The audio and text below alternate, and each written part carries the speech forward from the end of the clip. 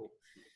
So the data science incubator of today is the goal is to discuss the last part of the last of the sections I wanted to cover about our packages. And today we're going to be talking about oh my God, I have experience with the recording this meeting. You cannot minimize this window. Okay, right. So let me share my screen again, because I think the clicking there messed things up, right? So that's something I'm learning right now. When I click record, you know, the sharing apparently restarts. So the data science incubator of today is about documenting our packages, and my focus is on kind of high level documentation. But before with this, I mean, you know, things like, you know, README or, you know, the websites. But before we get to that, we need to kind of talk about the kind of lower level documentation, which is at the level of a function, because we haven't covered that yet. The other announcement that I have, so one announcement that wasn't recorded is that we have now a checklist that we'll go over to avoid going beyond time. Also, I set alarms in my phone, so you will hear them ring at some point.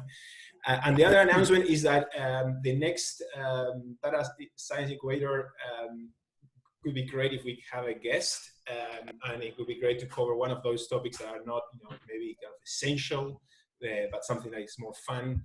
I've seen very cool propositions, and one that I really like is the one about pivot longer and pivot wider. But I'm open to other suggestions during, you know, the next couple of days, and then we can make a decision and work with whoever wants to deliver the meetup next week. Any question about that before we actually dive into the meeting? Nope. Very good. Okay, cool. So the objectives of today is to try kind of discuss together, you know, why documenting well is a good thing, not only for users but for developers. Also, you know, the shortcut, you know, to create a Roxygen skeleton to never forget important things about the documentation of functions. Try to discuss why examples are so important and how we can reuse them in multiple places, including, for example, README. Why README is important, and some gotchas that are very common. And finally, to kind of very quickly explore a website to find a package website to find what we are looking for. So this is open for discussion. From the user's perspective, who would like to share, you know, how do you think users benefit from good documentation? But how do we think users benefit from it?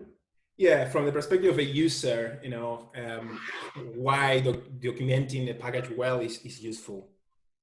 Well, because so you know what the features are, you can fix problems. I mean, I think it definitely depends on who this user is, because I'm the type of user that actually reads all the documentation before I even start something, and yeah, most people like go to Google Stack Overflow before they even look at the help file. So that's a good point. That is someone else is like, for example, if you need to learn about a new function, someone in the meeting goes straight to the example section before like reading, like, you know, CJ said that he reads everything. Is there anyone that just goes to the example section first? Yeah, very guilty of that. Someone there? Yeah. So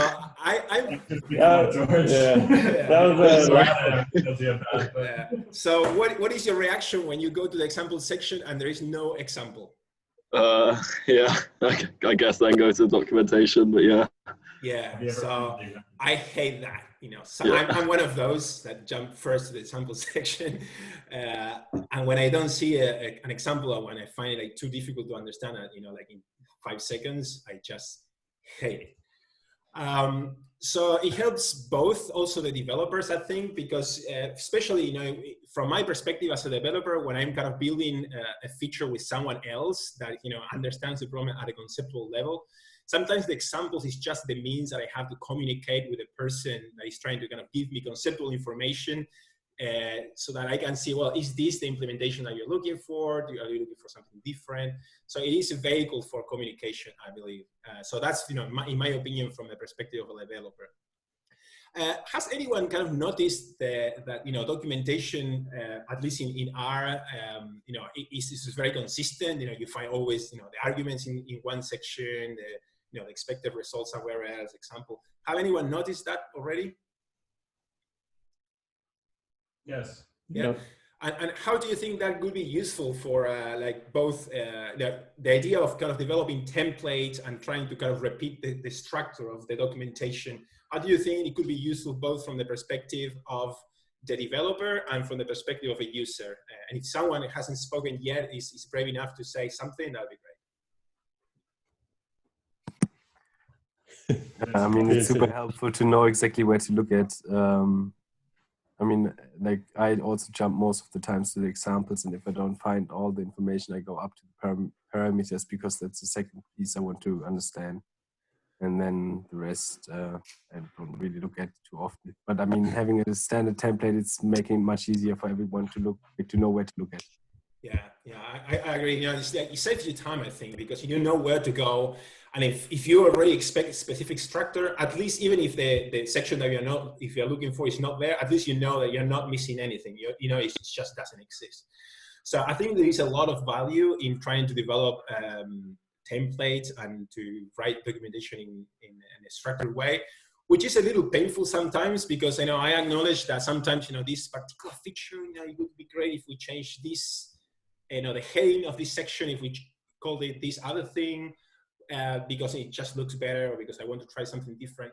But every of those changes comes at the cost of breaking the consistency, and you know, makes the users of documentation spend extra effort in trying to understand what you're trying to say with, you know, that particular documentation.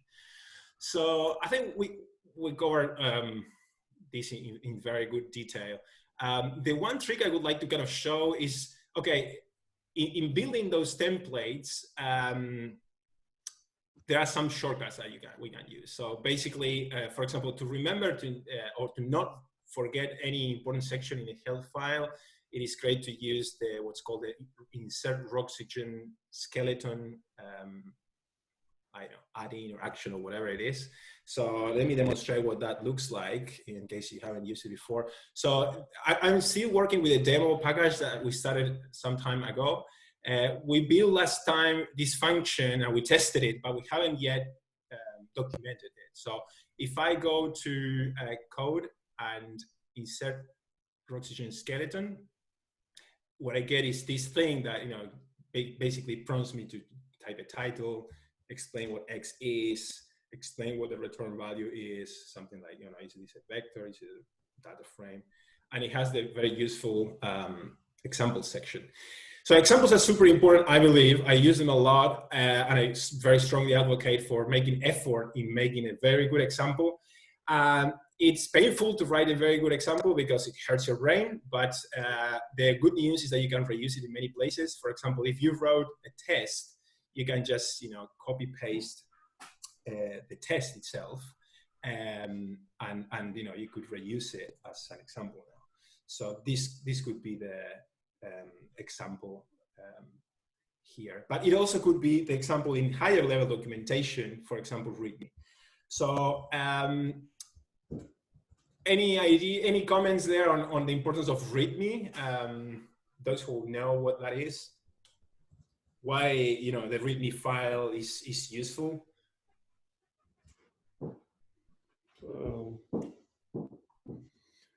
Why a README file is useful on GitHub? Well, okay, you know, you said a magic word, for example. You know, it is not only useful within the context of your local environment, but you also mentioned GitHub, right? So yeah, it's like pretty much a standard across any programming language to have a README file, and they're often directly read in. I mean, yeah, by GitHub directly read as like the splash page for the project. Exactly. That's great. So it's so standardized beyond the language. It's something agnostic. You know, every time you need to understand what the project is about, you could read the README file, and GitHub renders a file that is called readme.md.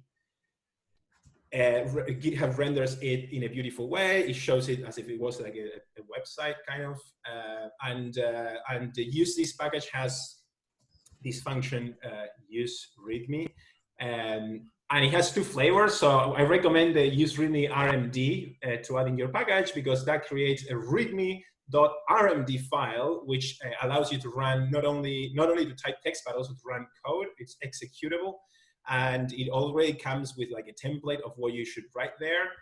And for example, in the example sections, what I could do is I would remove everything there except probably attaching my package, and I would do something like maybe pasting the code that I wrote, like copied from my tests and my example. So if I now need this file, clicking here, I should get the render version of the README that will be displayed in GitHub. And the error that we see here is one of the gotchas that I wanted to talk about. So README is very picky, and that's one good reason for using it. For example, README gets the functions not from the source code that is here in my files, right? So I'm in the project demo, but README is not reading the functions from here, from my project. It's reading it from the installation of the package demo in my system, which means that the package needs to be installed. If I have just developed a new feature, say max minus min is a new function, before README can use it, I need to first install it. So remember that we did discuss this idea of that in the build tab, there's a bunch of actions that you can do, including installing your package and restarting your session. So that should make the demo package available in the README file as well. Because your source package has been now compiled, it lives somewhere else in your system. Actually, it kind of tells you here where it is. It's installed in this particular folder here. And now if I render README, I still have a problem here. It is that the function max minus min is not, it can't be found. And what's the problem? Okay, and that's why I like README, because it's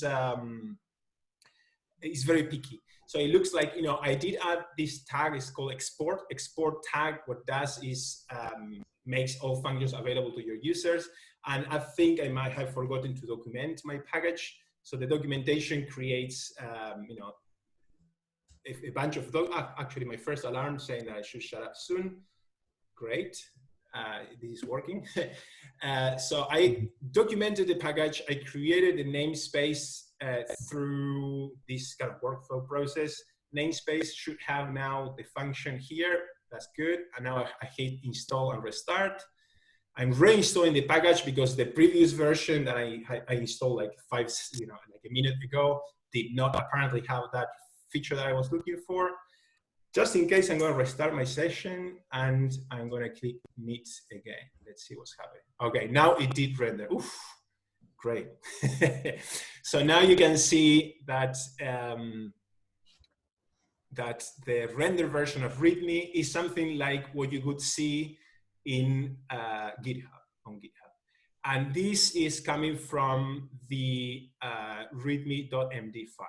So the second gotcha that I wanted to mention is that these files, MD and RMD, need to be synchronized. So you always need to knit your RMD before you create a commit, because otherwise your commit might fail, and it will, because there is meant to be, those two files are meant to be worked in combination. So I'm very close to the end. I need to shut up now. So the last thing I wanted to show you is what a package could look like if you create a website for it, which is super easy, by the way. I'm not going to go over that because I'm mostly catering for people that contribute to packages, not so much for those who build packages. But basically, a package website, demo,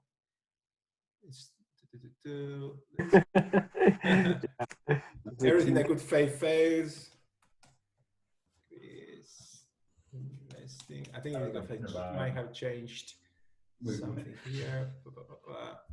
Okay, so I could use any other website, by the way. but let's see if this one works. No, let's do match. So let's go to the website of the match package.